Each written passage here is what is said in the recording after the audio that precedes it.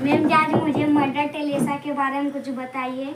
अच्छा ठीक है बच्चों, ये है संत मदर टेरेसा।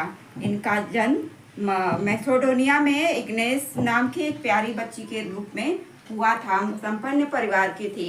12 साल की उम्र में इन्होंने ईश्वर को खुद को समर्पित कर दिया। इन्होंने सुना हुआ था कि दूर देशों में कुछ मिशनरीज गरीबों की सहायता करती हैं। आयरलैंड में सिस्टर ऑफ लॉरिटो में शामिल हुई। वहाँ से ये भारत आई। भारत आने के बाद इन्होंने कलकत्ता में सेंट मैरी स्कूल में नौकरी कर ली, प्रिंसिपल की। और वहाँ पर ये भूगोल के अलावा एकेडमिक और जीवन मूल्यों के बारे में बच्चों को संस्कार देती थी। फिर इन्होंने वहाँ पे देखा गरीबी, लाचारी, भूखमरी। तो इन्होंने गरीब जो दुखी सड़कों पे मर जाते हैं, जिनका कोई नहीं, उनके लिए निर्मल हृदय आश्रम की स्थापना की।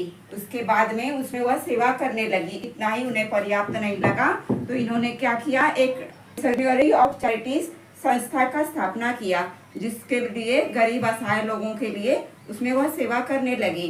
घर घर जाकर भीख मांगने लगी और दवाइयाँ, पैसे इकट्ठा करने लगी। इन्होंने सेंट मैरी की सुखद जिंदगी छोड़कर, इनके पास न पैसा था न घर था, लेकिन गरीबों का जो सहारा, सेवा करना, यही दृढ़ संकल्प के साथ ये निकल पड़ी।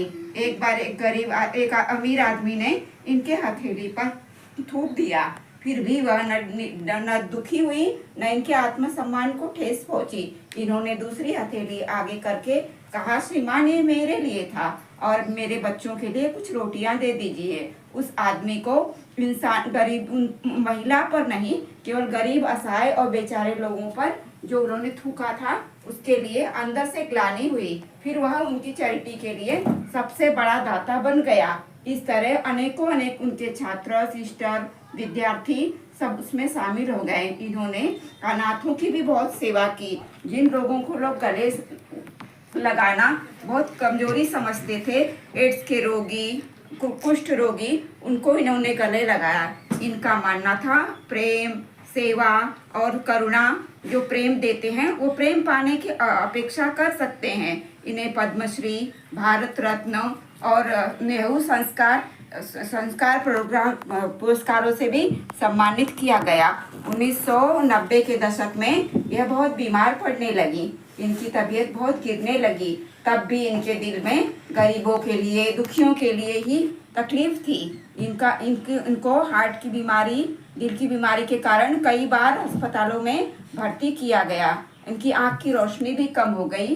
फिर भी यह अपने दिल में बस गरीब और पवित्र कार्य के लिए